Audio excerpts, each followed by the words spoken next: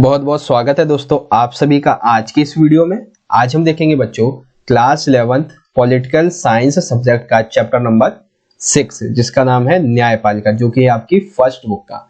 तो और बच्चों आज की इस वीडियो में, आज की इस पार्ट 2 में हम देखेंगे न्यायपालिका के क्षेत्र अधिकार कौन कौन से होते हैं एवं जो न्यायिक सक्रियता है ये क्या है और इसके जो प्रभाव हैं, ठीक है, इसके बारे में हम देखेंगे। तो वीडियो अराउंड आपके जो बच्चे वो 15 से 17 मिनट की बनेगी, तो ध्यान से देखिएगा ताकि आपको जो है क्षेत्र अधिकार और न्यायिक सक्रियता के बारे में सारी चीजें आपको इस चैप्टर से संबंधित अच्छे से समझ में आ पाए।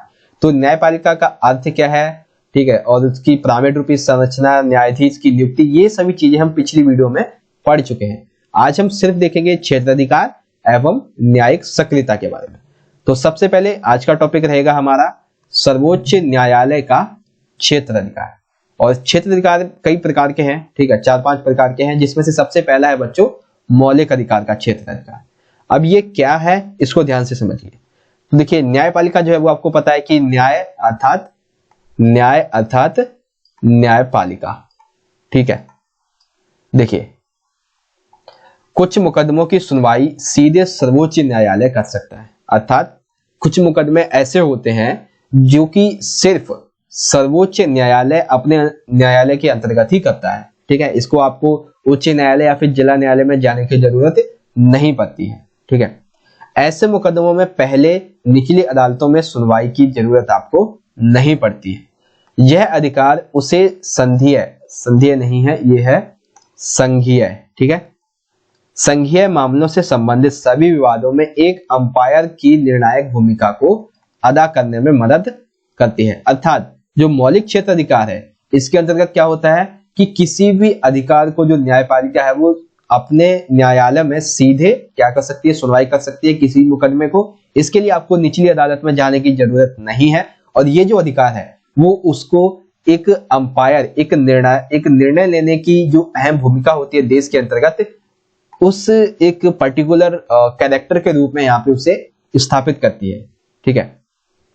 केंद्र और राज्य व्यवस्था पर उठे मुकदमों को सर्वोच्च न्यायालय हल करता है। अर्थात केंद्र एवं राज्य व्यवस्था, इन दोनों ही व्यवस्था पर उठे जो मुकदमे होते हैं उसे कौन हल करता है? सर्वोच्च न्यायालय। साथ ही वह केंद्र और राज्य सरकार की शक्तियों को संविधान के अनुसार व्याख्या भी करता है। कई बार क्या होता है कि केंद्र के बीच और राज्य व्यवस्था के बीच कुछ मुकदमे हुए, ठीक है, तो इसको सॉल्व कौन करेगा? सर्वोच्च न्यायालय करेगा। साथ ही जो सर्वोच्च न्यायालय है, कई बार ऐसा होता है कि केंद्र एवं राज्य सरकार जो है वो अपनी शक्तियों को जो दायरा होता है उसे अधिक बढ़ा लेते हैं। तो इसके अंतर्गत जो न्यायपालिका है वो क्या करती है कि संविधान के अनुसार केंद्र की एवं राज्य की जो शक्तियां हैं उनकी जो व्याख्या है वो करती है ताकि इनके विवाद को सुलझाया जा सके। तो कहीं ना कहीं जो मौलिक क्षेत्र अधिकार है वो आप ये मत समझिएगा कि मौलिक अधिकारों के संबंधित है। जो मौलिक अधिकार है, क्षेत्र अधिकार है, वो केंद्र एवं राज्य व्यवस्था से संबंधित है, ठीक है, ये आप याद रखेंगे। एवं ऐसे मामले जो कि सीधे सर्वोच्च न्यायालय में सुने जाएंगे, जिसके लिए आपको निचली अदालत में जाने की जरूरत नहीं है, ठीक है। फिर है बच्चों रिट संबंधी अधिकार, रिट संबंधी मौलिक अधिकार। हाँ, इस अधिकार को आप जो मौलिक अधिकार है उसके संबंध में पढ़ सकते हैं। कैसे कि मौलिक अधिकारों के उल्लंघन को रोकने के लिए सर्वोच्च न्यायालय अपने विशेष आदेश रिट जारी करते हैं। बच्चों चैप्टर 2 में आपने पढ़ा होगा जो न्यायालय है वो संवैधानिक उपचारों के अधिकार के अंतर्गत कुछ मौलिक अधिकार के उल्लंघन होने पर जो रिट जारी करते हैं उसके 5-6 प्रकार होते हैं, ठीक है। 5-6 प्रकार होते हैं, वो कौन कौन से आपने चैप्टर 2 में पढ़ा होगा, ठीक है। तो सिर्फ ये नहीं है कि सर्वोच्च न्यायालय ही मौलिक अधिकार के उल्लंघन पर जो है वो रिट जारी कर सकता है, इसके संबंध में उच्च न्यायालय भी रिट जारी कर सकता है। इन रिटों के माध्यम से जब ये रिट जारी करता है सर्वोच्च न्यायालय या फिर उच्च न्यायालय, तो वो न्यायालय जो है वो कार्यपालिका को इनके अंतर्गत कुछ सुधार करने या फिर कुछ ना करने का आदेश देती है, ठीक है। मान लीजिए कार्यपालिका का कोई सदस्य, अर्थात आप मान लीजिए कि प्रधानमंत्री की मंत्रिपरिषद है, ठीक है, मंत्रिपरिषद का कोई रेलवे का व्यक्ति है, ठीक है, रेलवे का जो व्यक्ति है वो अपने अधिकारों का उल्लंघन कर रहा है, ठीक है, और जो वहां के वर्कर्स हैं उनको मान लीजिए मजदूरी वगैरह नहीं दे रहा है, तो ये क्या है कि उनके अधिकार जो है उनका उल्लंघन हो रहा है। तो जो वर्कर्स होंगे यहाँ के वो क्या करेंगे, इस न्यायपालिका में जाके क्या कर सकते हैं, अपनी याचिका दायर कर सकते हैं। अब जो है वो क्या करेगी, न्यायपालिका सर्वोच्च न्यायालय कह लीजिए या फिर उच्च न्यायालय कह लीजिए, वो क्या करेगी, कार्यपालिका को कुछ करने का एवं कुछ ना करने का आदेश ये दे सकती है। तो न्यायपालिका की ये शक्ति आई होप आपको समझ में आई होगी। ये जो अधिकार है, क्षेत्र अधिकार, ये आपको समझ में आया होगा। अगला है बच्चों अपीली क्षेत्र अधिकार। अब ये अपीली क्षेत्र अधिकार क्या है, इसे समझते हैं। देखिए, कोई भी व्यक्ति उच्च न्यायालय के निर्णय के विरुद्ध सर्वोच्च न्यायालय में अपील कर सकता है। देखिए, अपील का मतलब क्या हो जाएगा कि मान लीजिए ये है आपका उच्च न्यायालय, ठीक है, ये है उच्च और ये है आपका सर्वोच्च न्यायालय। तो कोई बंदा जो है उससे इसका जो न्याय है वो पसंद नहीं आया, तो वो क्या करेगा, इस सर्वोच्च न्यायालय में अपनी जो अपील है वो दायर कर सकता है। लेकिन ये तभी दायर कर सकता है, उसे सर्वोच्च न्यायालय को एक पर्टिकुलर एक रीजन देना पड़ता है, एक प्रमाण पत्र देना पड़ता है कि सर्वोच्च न्यायालय में वो अपील कर सकता है या नहीं कर सकता है, ठीक है। और ये जो प्रमाण है वो कौन देती है, उच्च न्यायपालिका, ठीक है। और यहाँ पर जो है वो अपीली क्षेत्र अधिकार का अर्थ ये होता है कि जो सर्वोच्च न्यायालय है वो पूरे मुकदमे पर पुनर्विचार करेगा, अर्थात उच्च न्यायालय के द्वारा कोई भी निर्णय लिया गया हो, कुछ भी कानूनी कार्रवाई की गई हो, उससे सर्वोच्च न्यायालय को कोई मतलब नहीं होगा।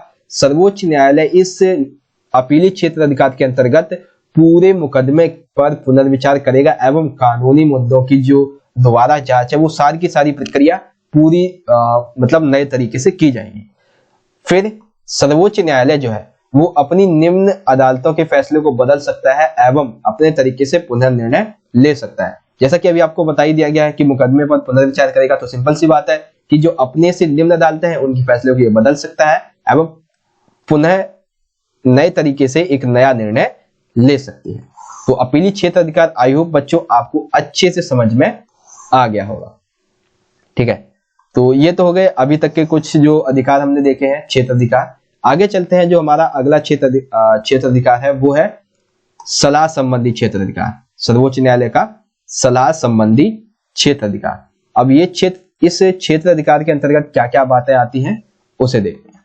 तो देखिए, केंद्र और राज्य व्यवस्था, इस पर उठे मुकदमों को सर्वोच्च न्यायालय हल करता है। अभी हमने देखा था कि केंद्र एवं राज्य व्यवस्था, इस पर जो उठे मुकदमे होते हैं उनको कौन हल करता है, सर्वोच्च न्यायालय, ठीक है। साथ ही वह केंद्र एवं राज्य सरकार की शक्तियों का संविधान के अनुसार व्याख्या करता है, ये भी हमने देखा था मौलिक अधिकार वाले में, ठीक है।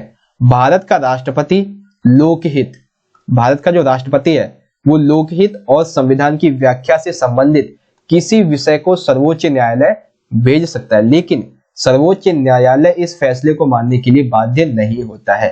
अर्थात सलाह संबंधी क्षेत्र अधिकार के अंतर्गत क्या होता है, इस आप पहले पॉइंट को भूल जाइए, ठीक है, पहले पॉइंट को भूल जाइए, इसके अंतर्गत आप मत पढ़िए। यहाँ पे बस आपको एक चीज याद रखनी है कि जो राष्ट्रपति है वो कई बार लोकहित एवं संविधान की व्याख्या से संबंधित किसी विषय को क्या करता है, सर्वोच्च न्यायालय के पास भेजता है कि ये लोकहित के संबंध में आप इसकी व्याख्या कीजिए, संविधान की व्याख्या ऐसे सही करना है या फिर इसको थोड़ा और इधर उधर करना है। तो इसके संबंध में राष्ट्रपति क्या करता है, सर्वोच्च न्यायालय से सलाह मांगता है। लेकिन जो सर्वोच्च न्यायालय है वो इस फैसले को मानने के लिए बाध्य नहीं होता है, ये बात याद रखिएगा। अगला पॉइंट इसी से संबंधित है कि राष्ट्रपति विषय के द्वारा न्यायपालिका की जो राष्ट्रपति है वो क्या करता है कि न्यायपालिका की यहाँ पे वे नहीं राय है, ठीक है, न्यायपालिका की राय जानना चाहते हैं। अर्थात सरकार अपने कानूनों में न्यायपालिका की उपस्थिति को सुनिश्चित करना चाहते हैं। यानी कि मान लीजिए सर्वोच्च न्यायालय उसको फैसले को मानने के लिए बाध्य नहीं है, फिर भी राष्ट्रपति जो है उसने उसके पास इस विषय को भेजा तो है ही। और ये भेजने का जो मुख्य उद्देश्य है वो ये होता है कि अपने जो कानून है, ठीक है, जो कानून है उनमें न्यायपालिका की उपस्थिति अर्थात न्यायपालिका की जो सहभागिता है, न्यायपालिका की जो रुचि है उसको इसमें सुनिश्चित किया जाए, ताकि जो जनता है, ताकि जो लोग हैं, जो सरकार का संगठन है, बाकी के अदर्स, वो इसको सही तरीके से माने, क्योंकि इसमें न्यायपालिका की सहभागिता भी देखी जा सकती है। तो ये तो हो गए आपके मौलिक अधिकार से संबंधित, मतलब जो क्षेत्र अधिकार है न्यायपालिका के, उसके बारे में। तो कौन कौन से सर्वोच्च न्यायालय के क्षेत्र अधिकार बच्चों, मौलिक अधिकार, ठीक है, फिर दूसरा है रिट संबंधी क्षेत्र अधिकार, तीसरा है अपीली संबंधी क्षेत्र अधिकार और सबसे लास्ट है सलाह संबंधी क्षेत्र अधिकार। ये तो हो गया आपका पहला पॉइंट, जिसको हमने 10 मिनट में कवर कर लिया है। अगला पॉइंट है न्यायिक सक्रियता, इसे भी हम 8 से 7 मिनट में कंप्लीट कर लेंगे। अब इस न्यायिक सक्रियता को हम समझते हैं ये क्या है। तो देखिए न्यायिक सक्रियता, इसका सबसे पहले तो आपको बच्चों मतलब पता होना चाहिए कि न्यायिक सक्रियता का मतलब क्या है। तो देखिए न्यायिक सक्रियता जो है वो एक तरह से मान लीजिए कि किसी व्यक्ति के अधिकारों का उल्लंघन हो रहा है, तो वो क्या करता है कि न्यायालय में अपनी जो शिकायत है उसको दर्ज करता है। तो ये जो शिकायत उसने दर्ज की है ये किसके द्वारा दर्ज करता है, याचिका, अर्थात एक पत्र के द्वारा कह लीजिए, या फिर जैसे आपने देखा होगा कि जब आप पुलिस में जाते हैं रिपोर्ट आपको करनी है तो उनका एक रजिस्टर होता है, उसे से ये जो रजिस्टर में आपके नाम, आईडी वगैरह कुछ तरह से लिखते हैं, आधार नंबर वगैरह, उसी तरह से जो है वो न्यायिक सक्रियता भी इसी तरह से आप समझ सकते हैं कि न्यायिक सक्रियता जो है वो भी एक शिकायत का साधन है। ठीक है, शिकायत किस तरह से, अगर उनके अधिकारों का उल्लंघन हो रहा है उसके संबंध में। तो इसको भारत के संबंध में समझिए कि भारत में न्यायिक सक्रियता का जो मुख्य साधन है वो है जनहित याचिका या फिर सामाजिक विवाद। जनहित याचिका अर्थात जो लोग हैं वो अपनी शिकायत को न्यायालय में दर्ज करवाते हैं, उसे कहते हैं जनहित याचिका। अपने अधिकारों का उल्लंघन होने पर या किसी विवाद में फंसने पर कोई व्यक्ति इंसाफ पाने के लिए अदालत का दरवाजा खटखटा सकता है। अर्थात ये जो जनहित याचिका है वो व्यक्ति कब दायर करवाता है, जब उसके अधिकारों का उल्लंघन हो या फिर किसी वाद विवाद में वो फंस जाए, तभी तो वो इंसाफ पाने के लिए क्या करता है कि अदालत का दरवाजा खटखटाता है। इसी तरह से 1989 से 80 अर्थात इस एक साल के गैप के बीच में जनहित याचिकाओं और न्यायिक सक्रियता के द्वारा न्यायाधीशों ने उन मामलों में रुचि दिखाई जहां समाज के कुछ वर्गों के लोग आसानी से अदालत की सेवाएं नहीं ले सकते थे। अर्थात ये जो जनहित याचिका है, ठीक है, इस जनहित याचिका के अंतर्गत क्या हुआ कि जो न्यायालय था उसने ऐसे कुछ जो पॉइंट्स हैं, कुछ विषय हैं, उन पर भी अपनी रुचि दिखाई जहां पर लोग जो थे वो क्या करते थे, यहां तक नहीं पहुंच पाते थे। वहां तक भी 1989 से 80 के बीच न्यायिक सक्रियता को पहुंचाया गया, अर्थात लोगों की जो अधिकार उल्लंघन हो रहे थे उसे न्यायालयों ने अपने पास मंगवाया। फिर जन सेवा की भावना से भरे नागरिक सामाजिक संगठन वकीलों को समाज के जरूरतमंद और गरीब लोगों की ओर याचिकाएं दायर करने की इजाजत दी गई। अर्थात देखिए जनहित याचिकाएं जो थी वो 1989 से 80 के बाद कुछ मतलब एक कह सकते हैं कि तूफान आया उसका। ठीक है, उसके बाद क्या हुआ कि जन सेवा की भावना से भरे जो नागरिक हैं, सामाजिक संगठन जो थे, वकीलों को समाज के जरूरतमंद और गरीब लोगों की ओर से याचिकाएं दायर करने की इनको इजाजत दी गई। एक तरह से याचिकाओं को दायर करने का एक तूफान सा उमड़ पड़ा 1979 से 80 के दौरान। उसके बाद चुनाव लड़ने वाले प्रत्याशियों की अपनी संपत्ति यानी कि आय और शैक्षणिक की योग्यताओं के संबंध में शपथ पत्र देने का निर्देश दिया ताकि लोग सही जानकारी के आधार पर प्रतिनिधियों का चुनाव कर सके।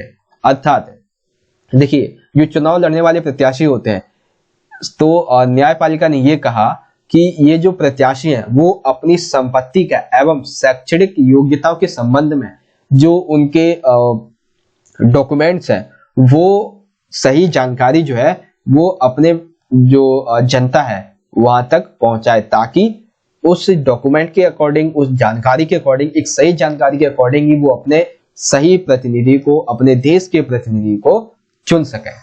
ठीक है, तो ये हो गई जनहित याचिका के बारे में बात।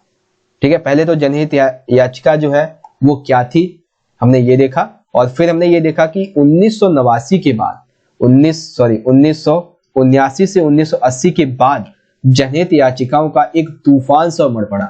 इस तूफान में बहुत सारे जो कह सकते हैं कि बदलाव हुए थे वो हमने देखे। वो बदलाव कौन कौन से थे यहाँ पे आपको समझा दिए गए। अब देखिए जब मान लीजिए न्यायपालिका के ऊपर इतने सारे मतलब काम का जब बर्डन आ जाएगा तो कहीं ना कहीं इस न्यायिक सक्रियता के कुछ नकारात्मक पहलू भी हमें देखने को मिलते हैं। अब वो नकारात्मक पहलू क्या है उन्हें देखिए। यह है यहाँ पे न्यायिक सक्रियता का नकारात्मक पहलू। न्यायिक सक्रियता नकारात्मक पहलू देखिए, न्यायपालिका का कार्यभार अतिरिक्त बढ़ गया।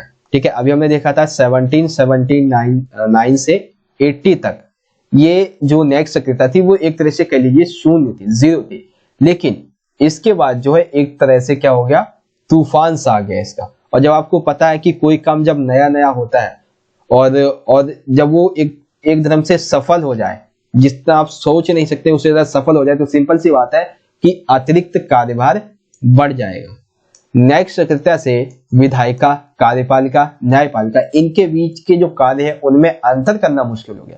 अर्थात जब ये न्यायिक सक्रियता के संबंध में बहुत सारे कानून जो थे वो बनाने पड़ रहे थे, बहुत सारा बदलाव करना पड़ रहा था, बहुत सारे न्याय सुनाने पड़ रहे थे, तो इस संबंध में क्या हुआ कि विधायिका के कार्य, ठीक है, विधायिका के कार्य, कार्यपालिका के कार्य एवं जो न्यायपालिका के कार्य हैं, इन तीनों के कार्यों को समझने में अब कोई भी मतलब अंतर करना इनमें मुश्किल नहीं रह गया था। ऐसा लग रहा था कि तीनों का ही कार्य सिर्फ एक है, वो है समाज सेवा एवं समाज के लोगों के जो वाद विवाद है उनको सुलझाना। ये सारे कार्य जो थे वो तीनों के ही लग रहे थे, बाकी तीनों के कार्य तो अलग है।